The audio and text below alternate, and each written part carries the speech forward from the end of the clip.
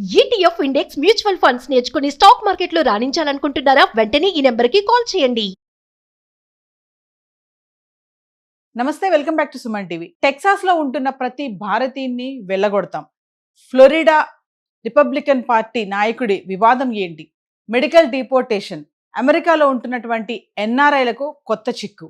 మరి L1 వీసాతో వచ్చి H1B వీసాకి change అవ్వచ్చా? ఏ టెక్నాలజీతో అమెరికన్స్కి టాలెంట్ కొరత ఉందా? ఏ టెక్నాలజీతో అమెరికన్స్ కి టాలెంట్ కొరత ఉందా? H1B వీసా ఫీజు పెంచిన తగ్గని డిమాండ్, USA వర్సెస్ ఇండియన్స్. మరి వీటన్నిటిపైన ఒక క్లారిటీ ఇవ్వడానికి ఈరోజు మనతో పాటు ఉన్నారు special guest, founder and chairman of global Telangana association నుంచి విశ్వేశ్వర రెడ్డి గారు. నమస్తే సార్. నమస్కారం సార్, రీసెంట్ గా మరి టెక్సాస్ లో ఎవ్వరు కూడా భారతీయులు ఉండొద్దు, అందరినీ వెనక్కి పంపించేస్తామని చెప్పేసి రిపబ్లికన్ పార్టీ లీడర్ ఎవరైతే ఉన్నాడో చెప్పడం జరుగుతుంది. ఎందుకు సార్, ఎందుకు పంపించేద్దాం అంటున్నారు? అంటే అక్కడ ఏం జరుగుతుందంటే టెక్సాస్ ఏరియాలో, ఎస్పెషల్లీ డాలస్ ఏరియాని చూస్తే టెక్సాస్లో మేజర్గా 4 cities major: Dallas, Austin, Houston, San Antonio. So ఈ మధ్య రీసెంట్ లాస్ట్ 10 years నుంచి చాలా మైగ్రేషన్ జరిగింది. సో యూఎస్లో కూడా ఏంటంటే జియోగ్రఫికల్గా వెదర్ మంచిగా ఉన్న ప్లేస్ టెక్సాస్. ఆ స్టేట్లో ఉన్న వాళ్ళు బాగుంటాయి. నార్త్ ఈస్టు తర్వాత నార్త్లో ఉన్న వాళ్ళందరూ కూడా మేజర్గా వాళ్ళ గ్రీన్ కార్డ్ వచ్చాక అందరూ డాలస్కి మూవ్ అవుతారు. మూవ్ అయ్యాక అక్కడ అందరూ ఎంప్లాయ్మెంట్ రీత్యా వెళ్ళారు. సో ఈ మధ్య చాలామంది పిల్లలు F1 మీద వచ్చారు అక్కడికి. సో F1 స్టూడెంట్ మీద వచ్చి కొన్ని వయలేషన్స్ చేశారు. తర్వాత H1Bలో కూడా కొన్ని వయలేషన్స్ ఉన్నప్పుడు వాళ్ళు అబ్జర్వ్ చేసి, సో ఈ వయలేషన్ జరుగుతున్నాయి కదా, దీన్ని కొంచెం స్ట్రిక్ట్ చేయాలనే ఉద్దేశంతో టెక్సాస్ గవర్నరు, అదేవిధంగా మొన్న రీసెంట్గా అందరికీ ఇట్స్ పబ్లిక్ న్యూసే, ఎవరో ఒక కంపెనీ వాళ్ళు ఒకటే ఇంటి అడ్రస్లో ఒక 20 H1 ఫైల్ చేశారనేది ఒకటి చర్చ నడిచింది. మీరు వీడియోలు కూడా చూసింటారు. సో దానికి ఒక మీడియా స్ట్రింగర్ ఆమె యాక్చువల్గా లీక్ చేసింది అవన్నీ. ఆమె ఇన్ పర్సన్ ఇన్వెస్టిగేటివ్ లాగా ఇన్వెస్టిగేటివ్ జర్నలిజం అంటారు కదా, దాని రూపకంగా వెళ్ళి ఆ ఇంటి డోర్ కొట్టేసి ఆయన హోమ్ ఓనర్ని పిలిచి ఇలా ఎన్ని H1 ఫైల్ చేశారు ఏంటి అని క్వశ్చన్ అడిగారు అన్నట్టు. సో అది అయితే అది బాగా వైరల్ అయింది. సో దాంతో కొంచెం కన్సర్న్స్ వచ్చింది.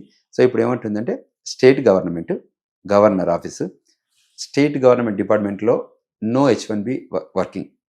సో H1B వర్కర్స్ని మేము ఎంటర్టైన్ చేయము, మాకు H1B అక్కర్లేదు, మా కంట్రీలో ఉన్న రిసోర్సెసే మాకు కావాలి. సో వాళ్ళ కోసం మేము ట్రైనింగ్ ఫీ పెట్టాము, త్రూ దట్ ట్రైనింగ్ తీసుకొని మేము వాళ్ళని రిక్రూట్ చేసుకుంటాం తప్ప ఫారెన్ నేషనల్ చేయము అని, అంటే త్రూ H1B ప్రోగ్రామ్ చేయమని చెప్పేసి అది మార్కెట్లోకి వెళ్ళింది ఇప్పుడు. సో అది కన్సర్న్. సో నెక్స్ట్ ఏంటంటే ఇండియన్స్ ఒక స్టేట్ క్లయింట్స్ ఫెడరల్ క్లయింట్లో ఉండరు, మనం కమర్షియల్ క్లయింట్స్ అని ఉంటారు. అంటే ఇప్పుడు గూగుల్, మైక్రోసాఫ్ట్ ఇవన్నీ కమర్షియల్ క్లయింట్స్.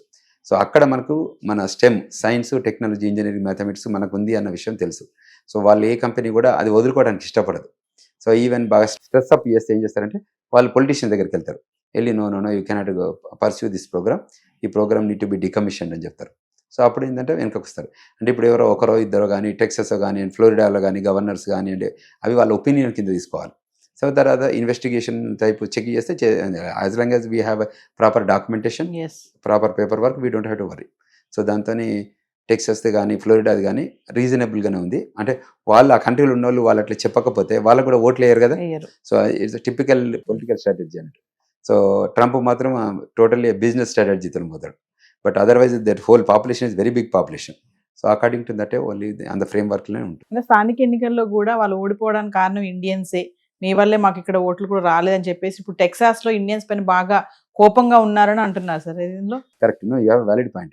సో ఏమవుతుందంటే ఇప్పుడు అక్కడ మనం చేస్తున్న కొన్ని కార్యక్రమాల ద్వారా వాటితో బయటకు వస్తుంది. ఎందుకంటే డిజిటల్ వరల్డ్ కదా ఇదంతా, ఏం జరిగిన సంఘటన బయటకు వస్తుంది కాబట్టి అటువంటి కొన్ని సంఘటనల ఆధారంగా కొంచెం చెక్స్ అండ్ బ్యాలెన్సెస్ అంటారు, అటువంటివి జరుగుతున్నాయి తప్ప ఓవరాల్గా అంటే 95% చాలా మంచిగా ఒబీడియంట్గా డిసిప్లిన్గా ఇటు జన్మభూమికి ఎంత రెస్పెక్ట్ చేసి ఎంత లాయల్గా ఉంటామో కర్మభూమికి కూడా అంత రెస్పెక్ట్ లాయాలిటీ ఉంటుంది. So very rare of the rare issues ఉంటాయి. But that also need to be addressed properly. అంటే ఒకరు మిస్టేక్ చేసినా అది అందరు మిస్టేక్ కింద ఆపాదిస్తారు. సో అంచేత వాళ్ళకు కూడా మేము రిక్వెస్ట్ చేసేది ఏంటంటే అమెరికాకు మైగ్రేట్ అయి వస్తున్న వాళ్ళు, ఎస్పెషల్లీ డాలస్లో ఉంటున్న వాళ్ళు, మీరు మీ ఇమిగ్రేషన్ స్టేటస్ని ఎప్పుడు చెక్ చేసుకుంటుండండి, మీరు మీ పాస్పోర్ట్ ఎప్పటికి వెరిఫై చేసుకుంటుండండి. So that before it expires you renewal it, so that you will be happy.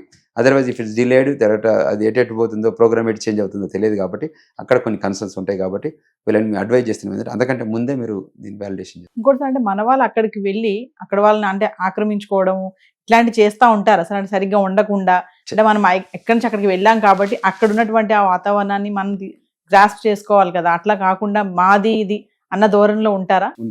ఉండరు. బేసికల్గా ఏంటంటే టైప్స్ ఆఫ్ ఇష్యూస్ ఉంటాయి. టైప్స్ ఆఫ్ ఇష్యూస్ మీద మాట్లాడుతుంటాం. ఏదైనా కన్సర్న్స్ ఉంటే అడ్రస్ చేస్తారు తప్ప దాన్ని నెగటివ్గా ఏమి ఉండదు. సో మనకి ఇండియాకి ఎంత లాయల్టీ ఉందో పీపుల్ అక్కడికి వెళ్ళాక అమెరికా కూడా అంత లాయల్టీ చూపిస్తారు. దానికి ఎక్కడ తక్కువేం కాదు, ఎందుకంటే అది మన జీన్స్లోనే ఉంది కాబట్టి. ఎక్కడైతే భోజనం పెడతారో ఆ భోజనాన్ని మనం రెస్పెక్ట్ఫుల్గా ఉండాలని అనుకుంటాం కదా. Yes. సో అంచేత ఇష్యూ లేదు.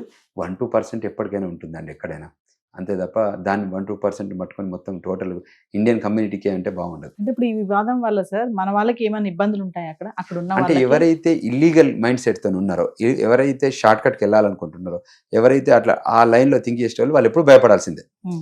ఎప్పుడైతే నేను అక్కడికి వెళ్తాను, నా టాలెంట్ చూపిస్తాను, నేను వర్క్ చేస్తాను అనుకున్నారు అనుకోండి, అప్పుడు వాళ్ళు దేని గురించి భయపడాల్సిన అవసరం లేదు. Thank you sir. Thank you very much.